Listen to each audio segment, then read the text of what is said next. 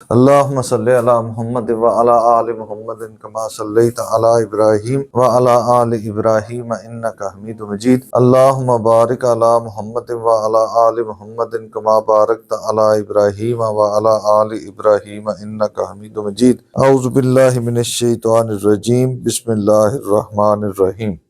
إن تبدوا خيرا أو تخفوه أو تعفو عن سوء فإن الله كان عفوا قديرا إن الذين يكفرون بالله ورسله ويريدون أن يفرقوا بين الله ورسله ويقولون نؤمن ببعض ونكفر ببعض ويريدون أن يتخذوا بين ذلك سبيلا أولئك هم الكافرون حقا وأعتدنا للكافرين عذابا مهينا۔ اس سے پچھلے سبق میں ہم نے پڑھا تھا لا یحب اللہ الجہر بالسوء من القول الا من ظلم، اللہ پسند نہیں فرماتا لا یحب اللہ الجہر بالسوء، اللہ تعالی بد زبانی کو، بری گفتگو کو، گالی گلوچ کو پسند نہیں فرماتا الا من ظلم، سوائے اس کے کہ کسی پر ظلم کیا جائے۔ یعنی اگر کوئی شخص مظلوم ہے، کسی ظالم نے اس پر کوئی زیادتی کی ہے اور وہ اس کا اس طریقے سے آگے سے بدلہ نہیں لے سکتا تو وہ پریشانی میں کیا کرے گا؟ اس کے خلاف بک بک ہی کرے گا نا۔ تو ایسا شخص جو ہے اس کی اس فرسٹریشن کو ختم کرنے کے لیے وہ اپنے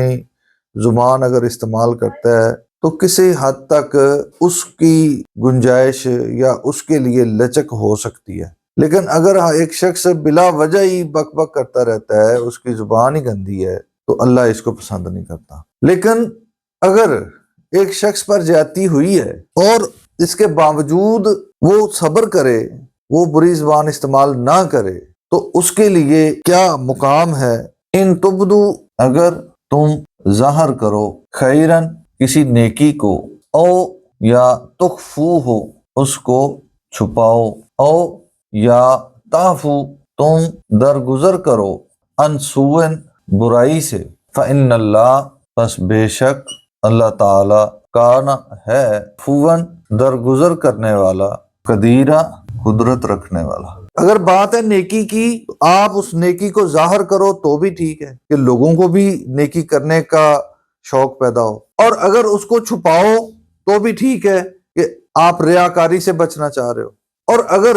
کسی کے ساتھ کوئی بدمزگی ہو گئی ہے، اس نے بدتمیزی کی ہے، آپ اس کے خلاف بولنے کی بجائے اگر درگزر کر جاتے ہیں، اس کی برائی بیان نہیں کرتے، تو پھر اللہ نے خدائی صفت آپ کے ذمہ لگا دیا۔ اگر تم درگزر کر رہے ہو تو یاد رکھو اللہ درگزر کرنے والا۔ کتنا بڑا مقام ہے کہ درگزر کرو گے تو یہ کوئی چھوٹا کام نہیں ہے، کیونکہ درگزر کرنا کس کا کام ہے؟ اللہ کا۔ تو تم درگزر کر جاؤ، کل اللہ پکڑ لے گا، کیونکہ اس کے پاس پکڑنے کی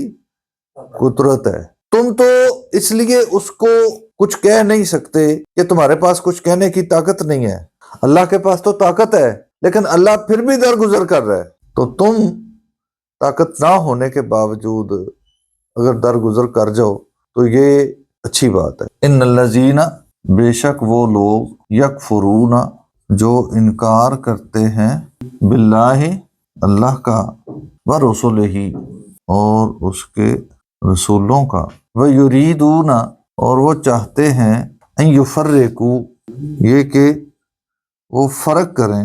تفریق پیدا کریں، بین اللہ اللہ کے درمیان، ورسلہ اور اس کے رسولوں کے درمیان۔ مراد کیا ہے؟ اللہ کے احکامات اور رسولوں کے احکامات کے درمیان وہ فرق کرتے ہیں، کہتے ہیں یہ تو اللہ کا حکم ہے، یہ وحی ہے، لہذا یہ تو بات سمجھ آتی ہے، لیکن جو رسول صلی اللہ علیہ وسلم کا یا دوسرے انبیاء کا فرمان ہے وہ کوئی حتمی تو نہیں ہے نا۔ منکرین حدیث جو ہیں یہ ان کے لیے ایک بہت بڑی دلیل ہے، ان کے خلاف یہ ان کے اوپر مار ہے۔ وَيَقُولُونَ اور وہ کہتے ہیں،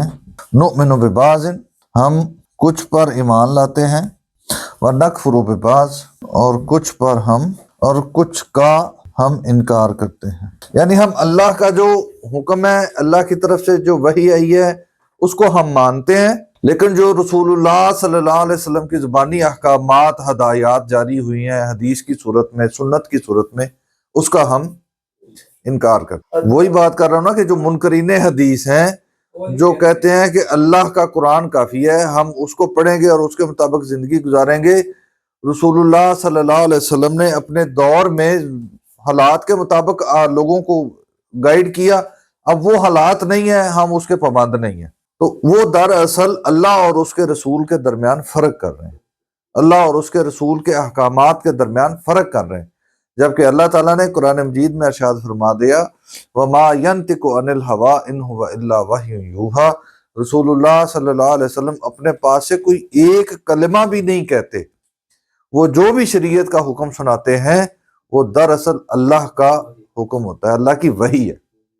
قرآن کو سمجھایا کہ اللہ کے رسول نے جی اللہ کے رسول نے دی بات کو سائڈ تے کر دی، بات قرآن سمجھ اس میں بندہ بالکل ایسا ہے، سمجھایا ہے،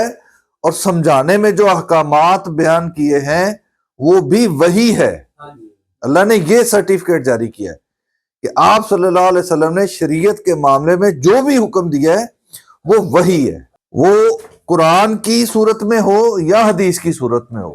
وَيُرِيدُونَ، وہ چاہتے ہیں، ان یہ کہ یتخذوا، وہ اپنا لیں بنا لیں، بین ذالک، ان کے درمیان، سبیلا، کوئی راستہ،